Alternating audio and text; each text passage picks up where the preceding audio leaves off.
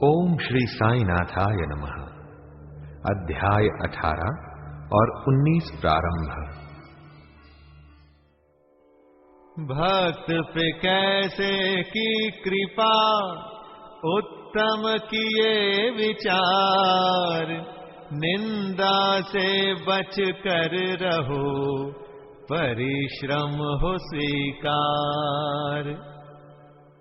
श्री हेमाड़ पंत पर बाबा की कृपा कैसे हुई, श्री साठे और श्रीमती देशमुख की कथा, उत्तम विचारों को प्रोत्साहन, उपदेश में नवीनता, निंदा संबंधी उपदेश और परिश्रम के लिए मजदूरी।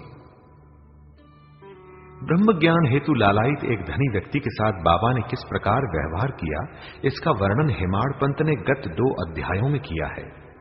अब हेमाड़ पंत पर किस प्रकार बाबा ने अनुग्रह कर उत्तम विचारों को प्रोत्साहन देकर उन्हें फलीभूत किया तथा आत्मोन्नति व परिश्रम के प्रतिफल के संबंध में किस प्रकार उपदेश किए, इनका इन 2 अध्यायों में वर्णन किया जाएगा। यह विदित ही है कि सद्गुरु पहले शिष्य की योग्यता पर विशेष ध्यान देते हैं। उनके चित्त को किंचित मात्र भी डामाडोल न कर वे उपयुक्त उपदेश देकर उन्हें आत्मानुभूति की ओर प्रेरित करते हैं। इस संबंध में कुछ लोगों का विचार है कि जो शिक्षा या उपदेश सद्गुरु द्वारा प्राप्त हो, उसे अन्य लोगों में प्रसारित न करना चाहिए। उनकी ऐसी भी धारणा है कि उसे प्रकट कर देने से उसका महत्व घट जाता है। यथार्थ में यह दृष्टिकोण संकुचित है। अरे सद्गुरु तो वर्षा ऋतु के मेघ सदृश हैं, जो सर्वत्र एक समान बरसते हैं, अर्थात वे अपने अमृत तुल्य उपदेशों को विस्तृत क्षेत्र में प्रसारित करते हैं। प्रथमतः उनके सारांश को ग्रहण कर आत्मसात कर लें और फिर संकीर्णता से रहित होकर अन्य लोगों में प्रचार करें। यह नियम जागृत और स्वप्न दोनों अवस्थाओं में प्राप्त उपदेशों के लिए है। उदाहरणार्थ बुध कौशिक ऋषि ने स्वप्न में प्राप्त प्रसिद्ध राम रक्षा स्तोत्र साधारण जनता के हितार्थ प्रकट कर दिया था। जिस प्रकार एक दयालु माता बालक के उपचारार्थ कड़वी औषधि का बलपूर्वक प्रयोग करती है, उसी प्रकार श्री साईं बाबा भी अपने भक्तों के कल्याणार्थ ही उपदेश दिया करते थे। वे अपनी पद्धति गुप्त न रखकर पूर्ण स्पष्टता को ही अधिक महत्व देते थे। इसी कारण जिन भक्तों ने उनके उपदेशों का पूर्णतः पालन किया, वे अपने ध्येय की प्राप्ति में सफल हुए। श्री साईं बाबा जैसे सद्गुरु ही ज्ञान चक्षुओं को खोलकर आत्मा की दिव्यता का अनुभव देने में समर्थ हैं। विषय वासनाओं से आसक्ति नष्ट कर वे भक्तों की इच्छाओं को पूर्ण कर देते हैं, जिसके फल स्वरूप ही ज्ञान और वैराग्य प्राप्त होकर ज्ञान की उत्तरोत्तर उन्नति होती रहती है।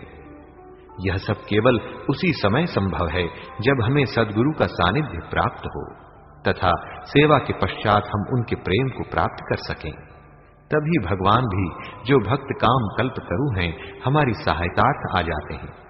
वे हमें कष्टों और दुखों से मुक्त कर सुखी बना देते हैं। यह सब प्रगति केवल सद्गुरु की कृपा से ही संभव है, जो कि स्वयं ईश्वर के प्रतीक हैं। इसीलिए हमें सद्गुरु की खोज में सदैव रहना चाहिए। आइए अब हम मुख्य विषय की ओर आते हैं। पहली कथा श्री साठे की। एक महानुभाव का नाम श्री साठे था। क्रॉफर्ड के शासनकाल में कई वर्ष पूर्व उन्हें कुछ ख्याति प्राप्त हो चुकी थी। इस शासन का बंबई के गवर्नर लॉर्ड रे ने दमन कर दिया था। श्री साठे को व्यापार में अधिक हानि हुई और परिस्थितियां प्रतिकूल होने के कारण उन्हें बड़ा धक्का लगा। वे अत्यंत दुखित और निराश हो गए और अशांत होने के कारण घर छोड़कर किसी एकांत स्थान में वास करने का विचार करने लगे। बहुधा मनुष्यों को ईश्वर की स्मृति आपत्ति काल तथा दुर्दिनों में ही आती है और उनका विश्वास भी ईश्वर की ओर ऐसे ही समय में बढ़ जाता है। तभी वे कष्टों के निवारणार्थ उनसे प्रार्थना करने लगते हैं। यदि उनके पाप कर्म शेष न रहे हों तो भगवान भी उनकी भेंट किसी संत से करा देते हैं, जो उनके कल्याणार्थ ही उचित मार्ग का निर्देश कर देते हैं। ऐसा ही श्री साठे के साथ भी हुआ। उनके एक मित्र ने उन्हें शिरडी जाने की सलाह दी, जहां मन की शांति प्राप्त करने की इच्छा पूर्ति के निमित्त देश के कोने कोने से लोगों के झुंड आ रहे हैं। उन्हें यह विचार अति रुचिकर प्रतीत हुआ और सन 1917 में वे शिरडी गए। बाबा के सनातन पूर्ण ब्रह्म दीप्तिमान निर्मल एवं विशुद्ध स्वरूप के दर्शन कर उनके मन की व्यग्रता नष्ट हो गई और उनका चित्त शांत एवं स्थिर हो गया। उन्होंने सोचा कि गत जन्मों के संचित शुभ कर्मों के फल स्वरूप ही आज मैं श्री साईं बाबा के पवित्र चरणों तक पहुंचने में समर्थ हो सका हूं। श्री साठे दृढ़ संकल्प के व्यक्ति थे, इसलिए उन्होंने शीघ्र ही गुरु चरित्र का पारायण प्रारंभ कर दिया। जब एक सप्ताह में ही चरित्र की प्रथम आवृत्ति समाप्त हो गई, तब बाबा ने उसी रात्रि को उन्हें एक स्वप्न दिया जो इस प्रकार है। बाबा अपने हाथ में चरित्र लिए हुए हैं और श्री साठे को कोई विषय समझा रहे हैं तथा श्री साठे सम्मुख बैठे ध्यान पूर्वक श्रवण कर रहे हैं। जब उनकी निद्रा भंग हुई तो स्वप्न को स्मरण कर वे बहुत प्रसन्न हुए। उन्होंने विचार किया कि यह बाबा की अत्यंत कृपा है जो इस प्रकार अचेतनावस्था में पड़े हुओं को जागृत कर उन्हें गुरु चरित्र का अमृत पान करने का अवसर प्रदान करते हैं। उन्होंने यह स्वप्न श्री काका साहेब दीक्षित को सुनाया और श्री साईं बाबा के पास प्रार्थना करने को कहा कि इसका यथार्थ अर्थ क्या है और क्या एक सप्ताह का पारायण ही मेरे लिए पर्याप्त है अथवा उसे पुनः प्रारंभ करूं। श्री काका साहेब दीक्षित ने उचित अवसर पाकर बाबा से पूछा कि हे देव, उस दृष्टांत से आपने श्री साठे को क्या उपदेश दिया है? क्या वे पारायण सप्ताह में ही स्थगित कर दें? वे एक सरल हृदय भक्त हैं, इसलिए उनकी मनोकामना आप पूर्ण करें और हे देव, कृपया कर उन्हें इस स्वप्न का यथार्थ अर्थ भी समझा दें। तब बाबा बोले कि उन्हें गुरु चरित्र का एक सप्ताह और पारायण करना उचित है। यदि वे ध्यान पूर्वक पाठ करेंगे तो उनका चित्त शुद्ध हो जाएगा और शीघ्र ही कल्याण होगा। ईश्वर भी प्रसन्न होकर उन्हें भव बंधन से मुक्त कर देंगे। इस अवसर पर श्री हेमाड़ पंत भी वहां उपस्थित थे और बाबा के चरण कमलों की सेवा कर रहे थे। बाबा के वचन सुनकर उन्हें विचार आया कि साठे को केवल सप्ताह के पारायण से ही मनोवांछित फल की प्राप्ति हो गई, जबकि मैं तो गत 40 वर्षों से गुरु चरित्र का पारायण कर रहा हूं, जिसका परिणाम अब तक न निकला। उनका केवल 7 दिनों का शिरडी निवास सफल हुआ और मेरा गत 7 वर्ष का सहवास क्या व्यर्थ हो गया? चातक पक्षी के समान मैं सदा उस कृपा घन की राह देखा करता हूं जो मेरे ऊपर अमृत वर्षण करें। वे कब मुझे अपने उपदेश देने की कृपा करेंगे? ऐसा विचार उनके मस्तिष्क में आया ही था कि बाबा को सब ज्ञात हो गया। ऐसा भक्तों ने सदैव ही अनुभव किया है कि उनके समस्त विचारों को जानकर बाबा तुरंत कुविचारों का दमन कर उत्तम विचारों को प्रोत्साहित करते थे। हेमाड़ पंत का ऐसा विचार जानकर बाबा ने तुरंत ही आज्ञा दी कि श्यामा के यहां जाओ और कुछ समय उनसे वार्तालाप कर 15 रुपए दक्षिणा ले आओ। बाबा को दया आ गई थी, इसी कारण उन्होंने ऐसी आज्ञा दी। उनकी अवज्ञा करने का साहस भी किसे था? श्री हेमाड़ पंत शीघ्र श्यामा के घर पहुंचे। इस समय पर श्यामा स्नान कर धोती पहन रहे थे। उन्होंने बाहर आकर हेमाड़ पंत से पूछा कि आप यहां कैसे? जान पड़ता है कि आप मस्जिद से ही आ रहे हैं, तथा आप ऐसे व्यथित और उदास क्यों हैं? आप अकेले ही क्यों आए हैं? आइए बैठिए और थोड़ा विश्राम तो करिए। जब तक मैं पूजनादि से भी निवृत्त हो जाऊं, तब तक आप कृपा करके पान आदि लें। इसके पश्चात ही हम और आप सुखपूर्वक वार्तालाप करें। ऐसा कहकर वे भीतर चले गए। दालान में बैठे बैठे हेमाड़ पंत की दृष्टि अचानक खिड़की पर रखी नाथ भागवत पर पड़ी। नाथ भागवत श्री एकनाथ द्वारा महाभागवत के 11वें स्कंद पर मराठी भाषा में की हुई एक टीका है। श्री साईं बाबा की आज्ञानुसार श्री बापू साहेब जोग और श्री काका साहेब दीक्षित शिरडी में नित्य भगवत गीता का मराठी टीका सहित, जिसका नाम भावार्थ दीपिका या ज्ञानेश्वरी है, अर्थात कृष्ण और भक्त अर्जुन का संवाद, नाथ भागवत अर्थात श्री कृष्ण उद्धव संवाद और एकनाथ का महान ग्रंथ भावार्थ रामायण का पठन किया करते थे। जब भक्तगण बाबा से कोई प्रश्न पूछने आते तो वे कभी आंशिक उत्तर देते और कभी उनको उपर्युक्त भागवत तथा प्रमुख ग्रंथों का श्रवण करने को कहते थे। जिन्हें सुनने पर भक्तों को अपने प्रश्नों के पूर्णतया संतोषप्रद उत्तर प्राप्त हो जाते थे। श्री हेमाड़ पंत भी नित्य प्रति नाथ भागवत के कुछ अंशों का पाठ किया करते थे। आज प्रातः मस्जिद को जाते समय कुछ भक्तों के सत्संग के कारण उन्होंने अपना नित्य नियमानुसार पाठ अधूरा ही छोड़ दिया था। उन्होंने जैसे ही वह ग्रंथ उठाकर खोला तो अपने अपूर्ण भाग का पृष्ठ सामने देखकर उनको अति आश्चर्य हुआ। उन्होंने सोचा कि बाबा ने इसी कारण ही मुझे यहां भेजा है ताकि मैं अपना शेष पाठ पूरा कर लूं, और उन्होंने शेष अंश का पाठ आरंभ कर दिया। पाठ पूर्ण होते ही श्यामा भी बाहर आए और उन दोनों में वार्तालाप होने लगा। हेमाड़ पंत ने कहा कि मैं बाबा का एक संदेश लेकर आपके पास आया हूं। उन्होंने मुझे आपसे 15 रुपए दक्षिणा लाने तथा थोड़ी देर वार्तालाप कर आपको अपने साथ लेकर मस्जिद वापस आने की आज्ञा दी है। श्यामा आश्चर्य से बोले, मेरे पास तो एक फूटी कौड़ी भी नहीं है, इसलिए आप रुपयों के बदले दक्षिणा में मेरे 15 नमस्कार ही ले जाओ। तब हेमाड़ पंत ने कहा कि ठीक है, मुझे आपके 15 नमस्कार ही स्वीकार है। आइए अब हम कुछ वार्तालाप करें और कृपा कर बाबा की कुछ लीलाएं आप मुझे सुनाएं जिससे पाप नष्ट हो। श्यामा बोले, तो कुछ देर बैठो, इस बाबा की लीला तो अद्भुत है।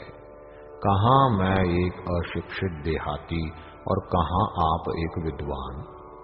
यहां आने के पश्चात तो बाबा की अनेक लीलाएं स्वयं देख ही चुके हैं, जिनका अब मैं आपके समक्ष कैसे वर्णन कर सकता हूं। अच्छा, ये पान सुपारी तो खाओ, तब तक मैं कपड़े पहन लूं। थोड़ी देर में श्यामा बाहर आए और फिर उन दोनों में इस प्रकार वार्तालाप होने लगा। श्यामा बोले, अरे इस परमेश्वर की लीलाएं अगाध हैं, जिसका कोई पार नहीं। वे तो लीलाओं से अलिप्त रहकर सदैव विनोद किया करते हैं। इसे हम अज्ञानी जीव क्या समझ सकें। बाबा स्वयं ही क्यों नहीं कहते। आप सरीखे विद्वान को मुझ जैसे मूर्ख के पास क्यों भेजा है। उनकी कार्य प्रणाली ही कल्पना के परे है। मैं तो इस विषय में केवल इतना ही कह सकता हूं कि वे लौकिक नहीं है।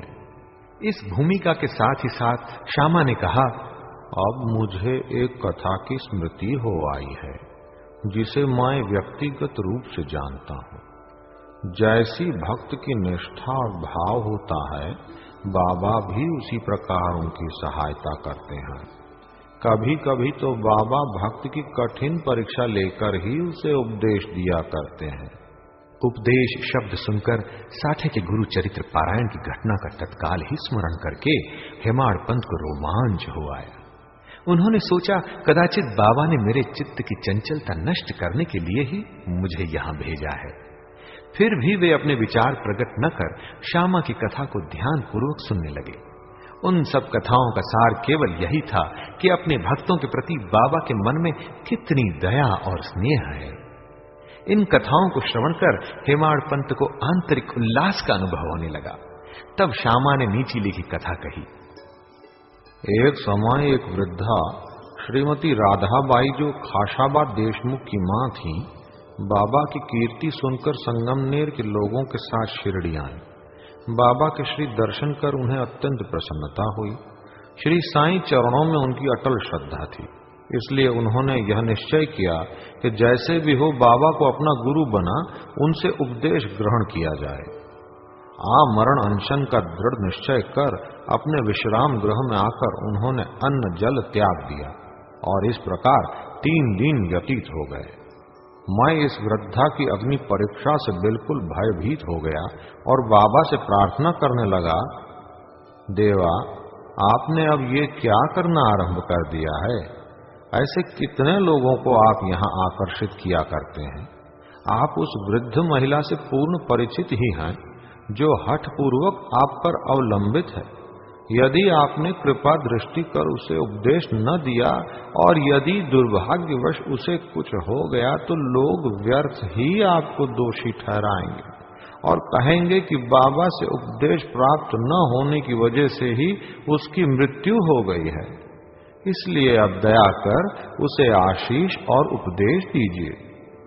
वृद्धा का ऐसा दृढ़ निश्चय देखकर बाबा ने उसे अपने पास बुलाया और मधुर उपदेश देकर उसकी मनोवृत्ति परिवर्तित करके कहा कि हे माता, क्यों व्यर्थ ही तुम यातना सहकर मृत्यु का आलिंगन करना चाहती हो? तुम मेरी मां और मैं तुम्हारा बेटा। तुम मुझ पर दया करो और जो कुछ मैं कहूं उसे ध्यान पूर्वक सुनो।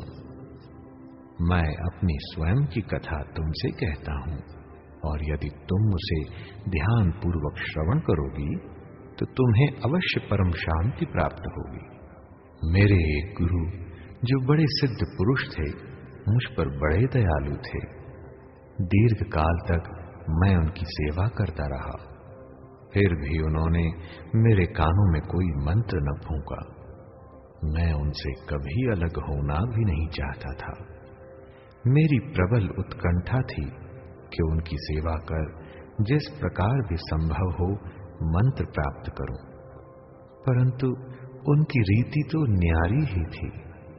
उन्होंने पहले मेरा मुंडन कर मुझसे 2 पैसे दक्षिणा में मांगे, जो मैंने तुरंत ही दे दिए।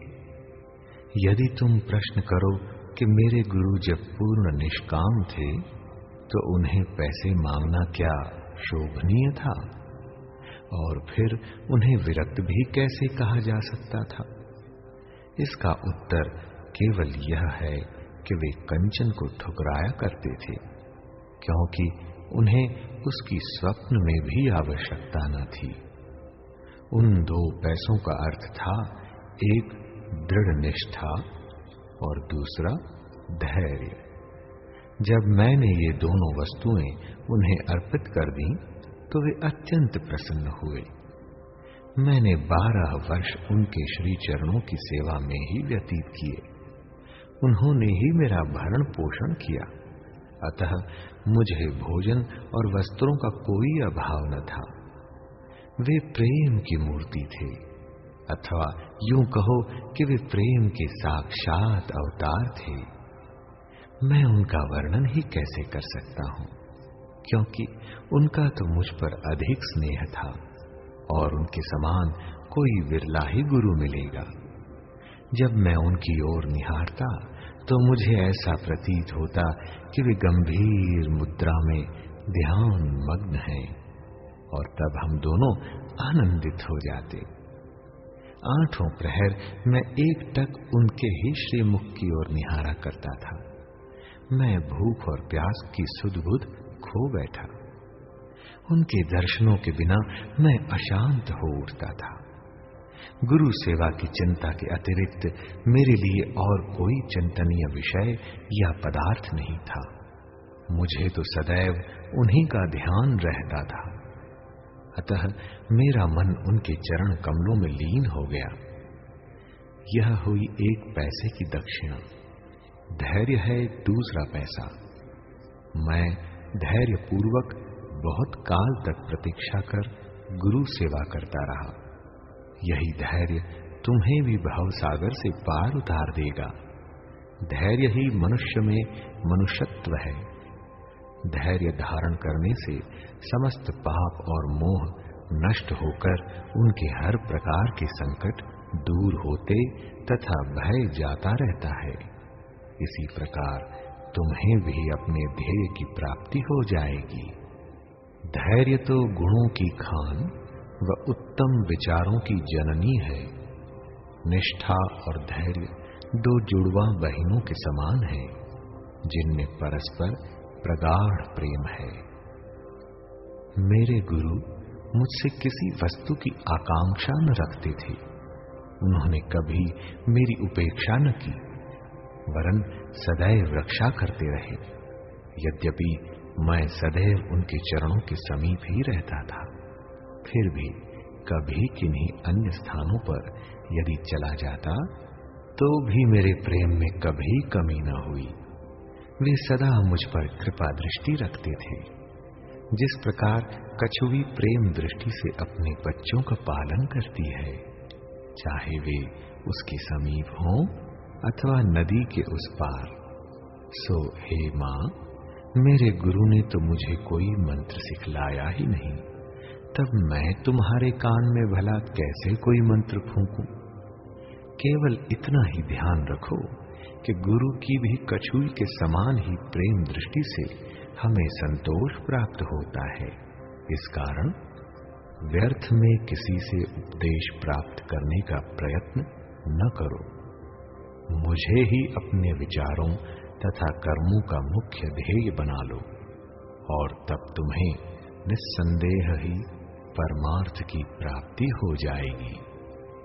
मेरी ओर अनन्य भाव से देखो तो भी मैं तुम्हारी ओर वैसे ही देखूंगा।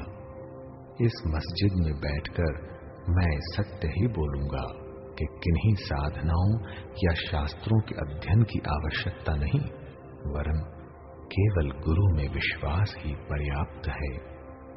पूर्ण विश्वास रखो कि गुरु ही करता है और वह धन्य है जो गुरु की महानता से परिचित हो, उसे हरि, हर और ब्रह्म अर्थात त्रिमूर्ति का अवतार समझता है।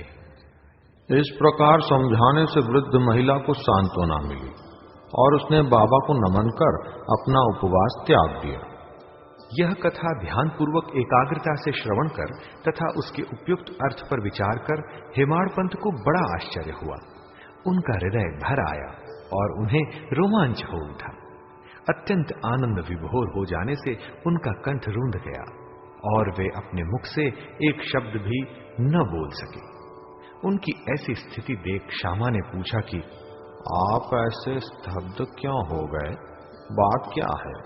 बाबा की तो इस प्रकार की लीलाएं अगणित हैं, जिनका वर्णन मैं किस मुख से करूं? ठीक उसी समय मस्जिद में घंटानाद होने लगा, जो कि मध्याह्न पूजन तथा आरती के आरंभ का द्योतक था। तब श्यामा और हेमाड़ पंत भी शीघ्र ही मस्जिद की ओर चले। बापू साहब जोग ने पूजन आरंभ कर दिया था। स्त्रियां मस्जिद में ऊपर खड़ी थीं और पुरुष वर्ग नीचे मंडप में। सब उच्च स्वर में वाद्यों के साथ साथ आरती गा रहे थे। तभी हेमाड़ पंत का हाथ पकड़े हुए श्यामा भी ऊपर पहुंचे और वे बाबा के दाहिनी और तथा हेमाड़ पंत बाबा के सामने बैठ गए। उन्हें देख बाबा ने श्यामा से लाई हुई दक्षिणा देने के लिए कहा। तब हेमाड़ पंत ने उत्तर दिया कि रुपयों के बदले श्यामा ने मेरे द्वारा आपको 15 नमस्कार भेजे हैं तथा स्वयं ही यहां आकर उपस्थित भी हो गए हैं। बाबा ने कहा, अच्छा ठीक है, तो अब मुझे ये बताओ कि तुम दोनों में आपस में किस विषय पर वार्तालाप हुआ है? तब घंटे, ढोल और सामूहिक गान की ध्वनि की चिंता न करते हुए हेमाड़ पंत उत्कंठा पूर्वक उन्हें वह वार्तालाप सुनाने लगे। बाबा भी सुनने को अति उत्सुक थे, इसलिए वे तकिया छोड़कर थोड़ा आगे झुक गए। हेमाड़ पंत ने कहा कि वार्ता अति सुखदायी थी। विशेषकर उस वृद्ध महिला की कथा तो ऐसी अद्भुत थी कि जिसे श्रवण कर मुझे तुरंत ही विचार आया कि आपकी लीलाएं अगाध हैं और इस कथा की ही ओट में आपने मुझ पर विशेष कृपा की है। तब बाबा ने कहा, वह तो बहुत ही आश्चर्यपूर्ण है। अब मेरी तुम पर कृपा कैसे हुई, इसका पूर्ण विवरण सुनाओ। कुछ काल पूर्व सुना वार्तालाप जो उनके हृदय पटल पर अंकित हो चुका था, वह सब उन्होंने बाबा को सुना दिया। वार्ता सुनकर बाबा अति प्रसन्न हो कहने लगे, क्या कथा से प्रभावित होकर उसका अर्थ भी तुम्हारी समझ में आया है? तब हेमाड़ पंत ने उत्तर दिया कि हाँ बाबा, आया तो है। उससे मेरे चित्त की चंचलता नष्ट हो गई है। अब यथार्थ में मैं वास्तविक शांति और सुख का अनुभव कर रहा हूं तथा मुझे सत्य मार्ग का पता चल गया है। तब बाबा बोले, सुनो, मेरी पद्धति भी अद्वितीय है। यदि इस कथा का स्मरण रखोगे तो यह बहुत ही उपयोगी सिद्ध होगी। आत्मज्ञान प्राप्त करने के लिए ध्यान अत्यंत आवश्यक है और यदि तुम इसका निरंतर अभ्यास करते रहोगे तो कुप्रवृत्तियां शांत हो जाएंगी। तुम्हें आसक्ति रहित होकर सदैव ईश्वर का ध्यान करना चाहिए जो सर्व प्राणियों में व्याप्त है, और जब इस प्रकार मन एकाग्र हो जाएगा तो तुम्हें ध्येय की प्राप्ति हो जाएगी। मेरे निराकार सच्चिदानंद स्वरूप का ध्यान करो, जैसे कि तुम मुझे दिन रात यहां देखते हो। इस प्रकार तुम्हारी वृत्तियां केंद्रित हो जाएंगी तथा ध्याता ध्यान और ध्येय का पृथकत्व नष्ट हो ध्याता चैतन्य से एकत्व को प्राप्त कर ब्रह्म के साथ अभिन्न हो जाएगा। कछुवी नदी के इस किनारे पर रहती है और उसके बच्चे दूसरे किनारे पर। न वह उन्हें दूध पिलाती है और न हृदय से ही लगा कर लेती है, वरन केवल उसकी प्रेम दृष्टि से ही उनका भरण पोषण हो जाता है। छोटे बच्चे भी कुछ न करके केवल अपनी मां का ही स्मरण करते रहते हैं। उन छोटे छोटे बच्चों पर कछुई की केवल दृष्टि ही उन्हें अमृत तुल्य आहार और आनंद प्रदान करती है। ऐसा ही गुरु और शिष्य का भी संबंध है। बाबा ने ये अंतिम शब्द कहे ही थे कि आरती समाप्त हो गई और सबने उच्च स्वर से श्री सच्चिदानंद सदगुरु साईनाथ महाराज की जय बोली। और प्रिय पाठकों, कल्पना करो कि हम सब भी इस समय उसी भीड़ और जय जयकार में सम्मिलित हैं। आरती समाप्त होने पर प्रसाद वितरण हुआ। बापू साहेब जोग हमेशा की तरह आगे बढ़े और बाबा को नमस्कार कर कुछ मिश्री का प्रसाद दिया। यह मिश्री हेमाड़ पंत को देकर वे बोले, यदि तुम इस कथा को अच्छी तरह से सदैव स्मरण रखोगे तो तुम्हारी भी स्थिति इस मिश्री के समान मधुर होकर समस्त इच्छाएं पूर्ण हो जाएंगी और तुम सुखी हो जाओगे। हेमाड़ पंत ने बाबा को साष्टांग प्रणाम किया और स्तुति की, प्रभु इसी प्रकार दया कर सदैव मेरी रक्षा करते रहो। तब बाबा ने आशीर्वाद देकर कहा, इन कथाओं को श्रवण कर नित्य मनन तथा निधिध्यासन कर तत्व को ग्रहण करो। अब तुम्हें ईश्वर का सदा स्मरण तथा ध्यान बना रहेगा और वह स्वयं तुम्हारे समक्ष अपने स्वरूप को प्रकट कर देगा।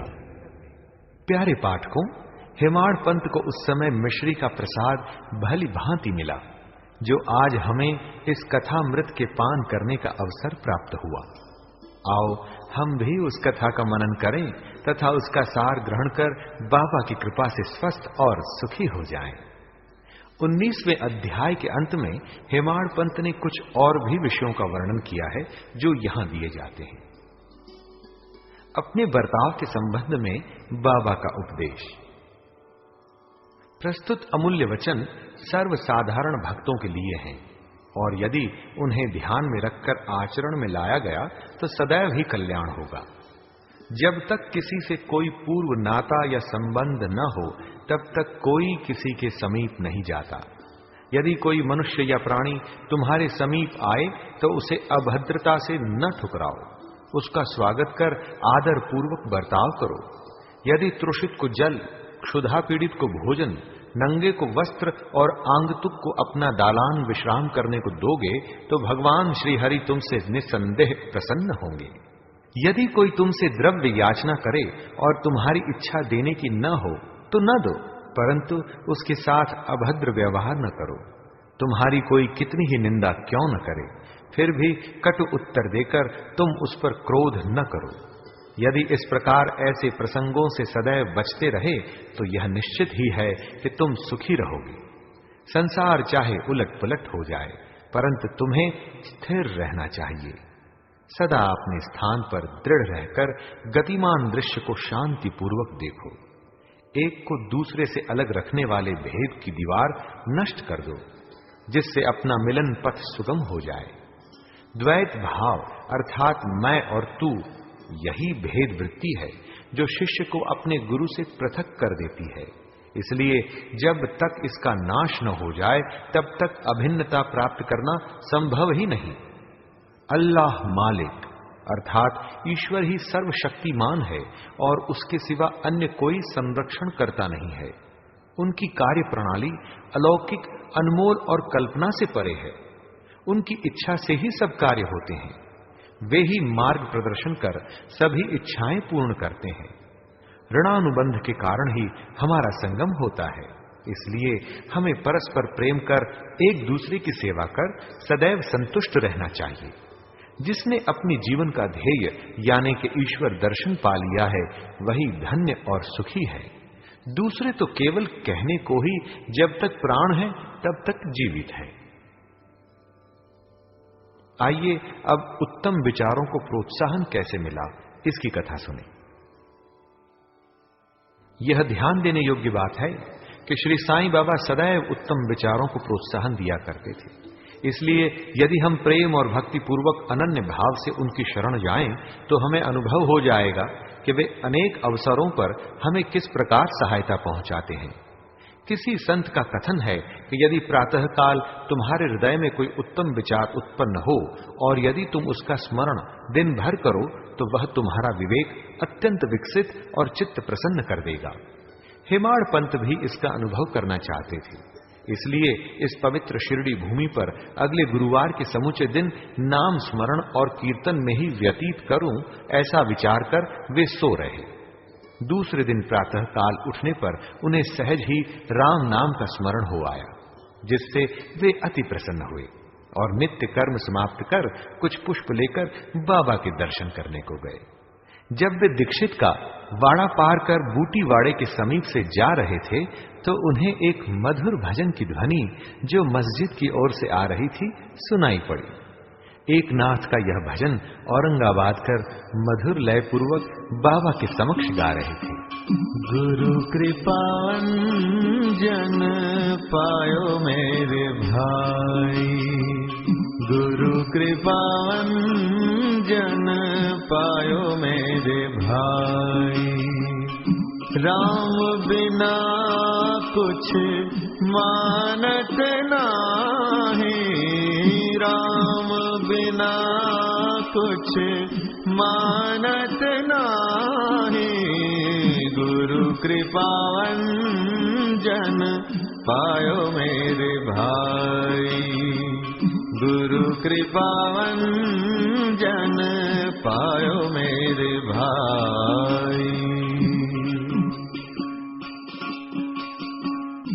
अंदर रामा बाहर रामा, अंदर रामा बाहर रामा। सपने में देखत सीता रामा, सपने में देखत सीता रामा। गुरु कृपावन जन पायो मेरे भाई, गुरु कृपावन जन पायो मेरे भाई। जागत रामा सोवत रामा, जागत रामा सोवत रामा।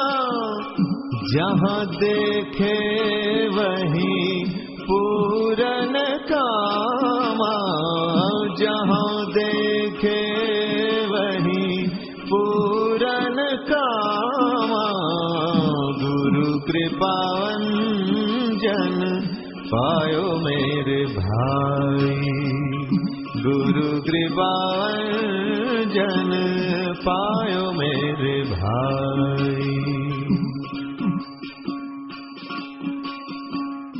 एका जनार्दने अनुभवनी का, एका जनार्दने अनुभवनी का, एका जनार्दने अनुभवनी का, एका जनार्दने अनुभवनी का।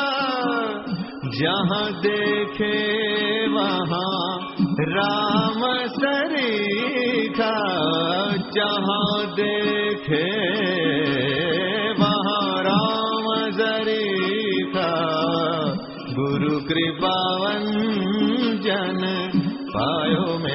भाई, गुरु कृपावंजन पायो मेरे भाई। राम बिना कुछ मानत नाही, राम बिना कुछ मानत नाही, गुरु कृपावंजन पायो मेरे भाई, पायो मेरे भाई, पायो मेरे भाई, पायो मेरे भाई। भजन अनेकों हैं, परंतु विशेषकर यह भजन ही क्यों औरंगाबादकर ने चुना? क्या यह बाबा द्वारा ही संयोजित विचित्र अनुरूपता नहीं है? और क्या यह हेमाड़ पंथ के पिछले दिन अखंड राम नाम स्मरण के संकल्प को प्रोत्साहन देना नहीं है? सभी संतों का इस संबंध में एक ही मत है और सभी राम नाम के जाप को प्रभावकारी तथा भक्तों की इच्छा पूर्ति और सभी कष्टों से छुटकारा पाने के लिए इसे एक अमोघ उपाय बतलाते हैं। आइए अब निंदा संबंधी उपदेश सुनें। उपदेश देने के लिए किसी विशेष समय या स्थान की प्रतीक्षा न कर बाबा यथा योग्य समय पर ही स्वतंत्रता पूर्वक उपदेश दिया करते थे। एक भक्त ने बाबा की अनुपस्थिति में दूसरे लोगों के सम्मुख किसी को अपशब्द कहे।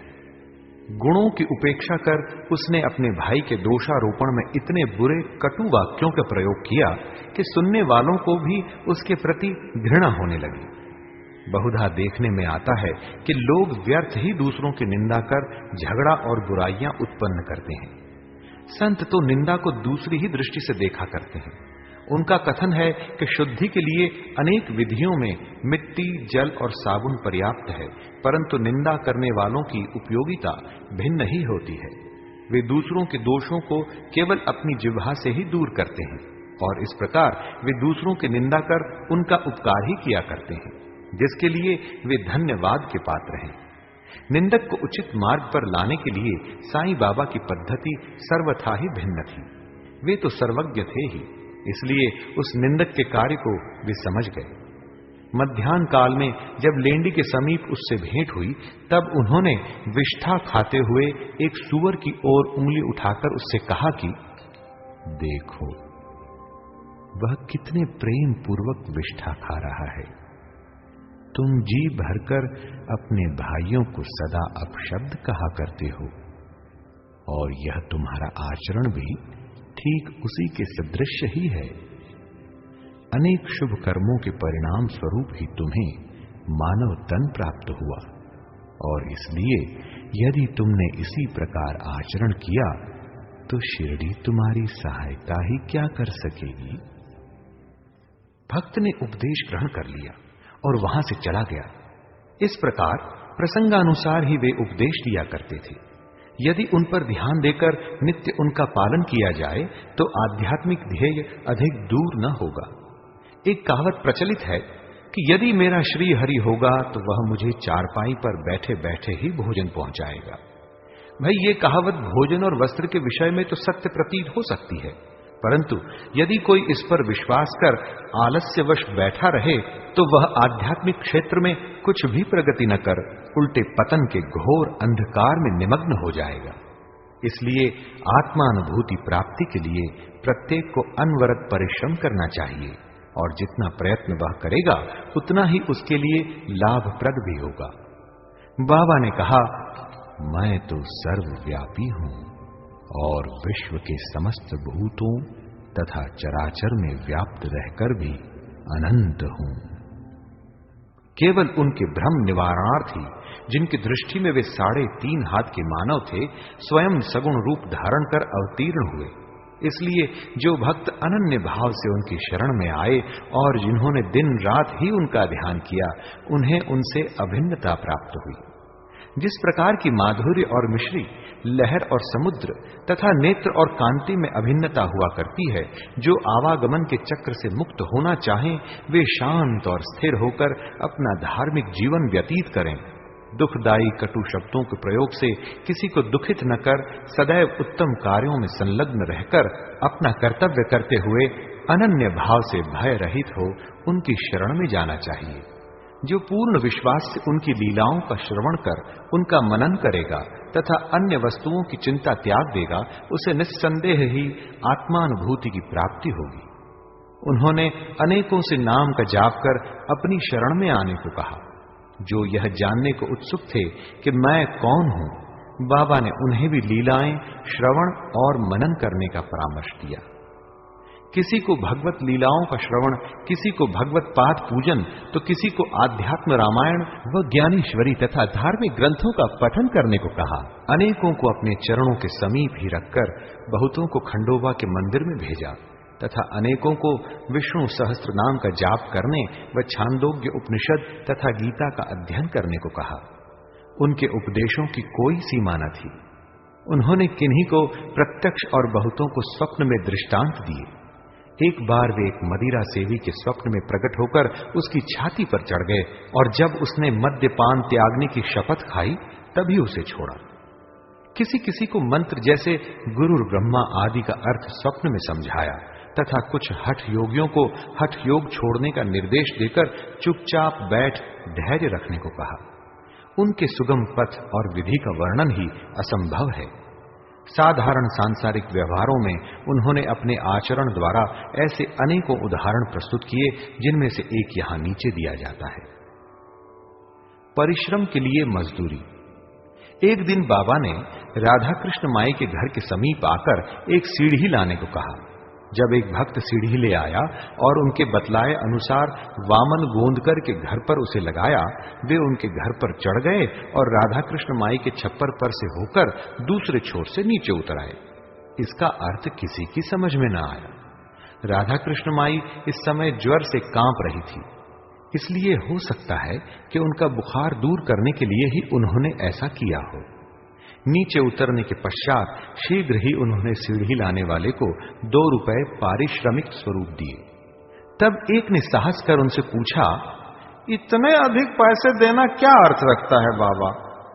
उन्होंने कहा कि किसी से बिना उसके परिश्रम का मूल्य चुकाए कार्य नहीं कराना चाहिए और कार्य करने वाले को उसके श्रम का शीघ्र निपटारा कर उदार हृदय से मजदूरी देनी चाहिए। अहम भाव को त्याग के जो गुरु सन्मुख जाए, उसको ही गुरु मंत्र मिले, वो उपदेश भी पाए। श्री सद्गुरु साईनाथार्पणमस्तु। शुभम भवतु। अध्याय 18 एवं 19 संपूर्णम। साई नारायण नारायण हरि हरि।